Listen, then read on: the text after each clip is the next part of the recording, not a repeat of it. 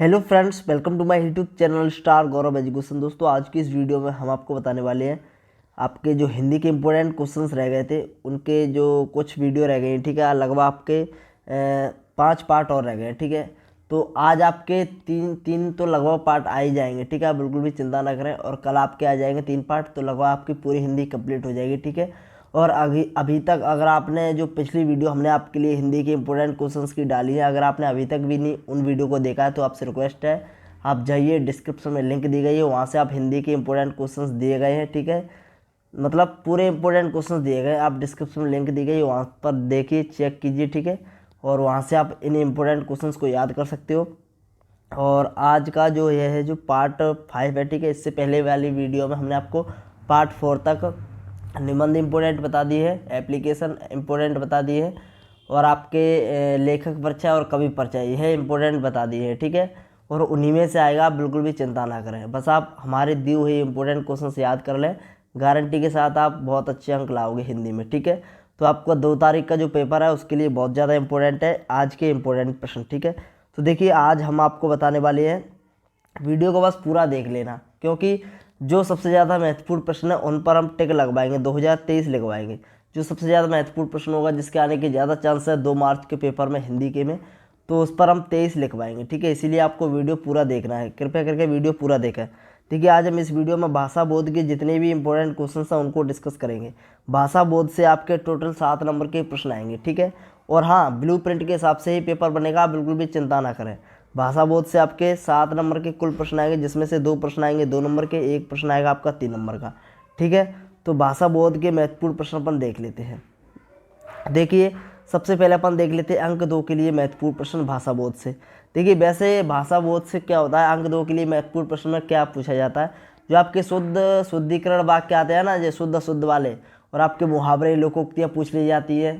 ठीक है, जैसे ऊँट के मुँह में जूरा, जीरा 9 2 11 होना। ठीक है, आंखों का तारा होना, तो मतलब यह मुहावरे हैं। लोकोक्तियाँ भी है, नाच ना जाने आंगन टेढ़ा, तो इस प्रकार से लोकोक्तियाँ या फिर मुहावरे पूछे जा सकते हैं 2 नंबर में। और शुद्ध अशुद्ध वाले वाक्य, यानी अशुद्ध वाक्य दे दिया जाएगा आपको और बताया जाए, कहा जाएगा कि इसको आप शुद्ध करिए। ठीक है, शुद्ध करिए। तो इस प्रकार से आपके प्रश्न बोर्ड परीक्षा में पूछे जाते हैं हर साल। ठीक है, और वाक्य परिवर्तन, इसको संयुक्त वाक्य में बदलिए, मिश्रित वाक्य में बदलिए, ऐसे वाक्य में परिवर्तन आते हैं। कुछ तो इम्पोर्टेंट हैं जो ज़्यादातर आते हैं बोर्ड परीक्षा में, कुछ मुहावरे इंपॉर्टेंट है जो आ सकते हैं बोर्ड परीक्षा में, उनकी डिस्क्रिप्शन में लिंक दी गई है। जो इम्पोर्टेंट मुहावरे हैं, लोकोक्तियाँ हैं, शुद्धिकरण वाले वाक्य हैं। ठीक है, और जो आपके वाक्य परिवर्तन है, उनकी जो महत्वपूर्ण है, कुछ हमने देखे जो महत्वपूर्ण है उनको आप याद कर लेना। ठीक है, याद पढ़ लेना, मतलब कहने का अर्थ है। ठीक है, मुहावरे याद कर लेना, कुछ इंपॉर्टेंट डिस्क्रिप्शन में लिंक दे देंगे हम, वहाँ से आप PDF को डाउनलोड कर लेना। ठीक है, मुहावरे की और शुद्ध अशुद्ध की और वाक्य परिवर्तन की। ठीक है, चलिए, तो अपन इस वीडियो में अभी अपन देख लेते हैं। देखिए, अंक दो में वैसे तो वही पूछा जाएगा, लेकिन फिर भी आपको यह तैयार करनी है, क्योंकि इसमें से प्रश्न अंक 3 का बन सकता है। जैसे पिछली साल आया था 2022 में, मुहावरे और लोकोक्ति में अंतर लिखिए, कोई 3 नंबर में आया था। ठीक है, इसीलिए आपसे रिक्वेस्ट है, इनको भी आप तैयार कर लें। और यह आपका 23 डाल दिया है, मतलब यह इंपॉर्टेंट है 2023 के लिए। तद्भव एवं तत्सम शब्दों में अंतर लिखो। ठीक है, इनके आपको डेफिनेशन, देखो मुहावरे और लोकोक्ति की एक एक डेफिनेशन याद कर लेनी है, 2 अंतर याद कर लेने हैं। ठीक है, एक एक उदाहरण याद कर लो। ठीक है, एक एक डेफिनेशन और एक अंतर याद कर लो, 3 अंतर याद हो जाएंगे। ठीक है, इस प्रकार से, इसी प्रकार से आपको सभी याद करनी। जैसे तद्भव और तत्सम की आपको डेफिनेशन याद कर लेनी। डेफिनेशन इसीलिए याद करने के लिए बोल रहा हूँ, क्योंकि बाई चांस पूछ ली जाएगी डेफिनेशन बताओ तत्सम शब्द किसे कहते हैं, और उदाहरण लिखिए। तो उदाहरण और डेफिनेशन तो आपको याद होनी चाहिए। ठीक है, अंतर में। ठीक है, तो एक एक अंतर तो आपका डेफिनेशन का हो जाएगा, एक एक अंतर हो जाएगा उदाहरण का, एक और अंतर याद कर लेना। बस 3 अंतर आपको याद करने हैं, क्योंकि जरूरी नहीं है कि 2 नंबर में ही पूछा जाए, या 3 नंबर में भी पूछा जा सकता है। तो दूसरा प्रश्न भी आपका 2023 के लिए इंपॉर्टेंट है। विशेषण की परिभाषा लिखनी है उदाहरण सहित, ये भी आपका 2023 के लिए इंपॉर्टेंट है। क्रिया विशेषण की परिभाषा उदाहरण सहित लिखनी है। दोनों ही अच्छे प्रश्न हैं, अच्छे से तैयार कर लेना। प्रत्यय एवं उपसर्ग में अंतर लिखी, बहुत ज़्यादा इंपॉर्टेंट है, अच्छे से तैयार करके जाना। ये आ सकता है इस साल भी। ठीक है, इस साल फिर लौट कर आ सकता है 3 नंबर में। मुहावरे लोकोक्ति में अंतर याद कर लेना, बहुत ज़्यादा इंपॉर्टेंट है, ध्यान रहे। जिस पर हम 23 लिखवा रहे हैं ना, उनको आपको तैयार करना ही करना है, छोड़ना नहीं है बिल्कुल भी। ठीक है, रिस्क नहीं लेनी है। अब देखिए, नेक्स्ट अपना प्रश्न, निपात शब्द किसे कहते हैं, यह 2022 में पूछा गया था। यह भी अच्छा प्रश्न आ सकता है, डेफिनेशन याद कर लो इसकी। और वाक्य परिवर्तन, वाक्यों के शुद्धिकरण, मुहावरे एवं लोकोक्ति के उदाहरण याद करो।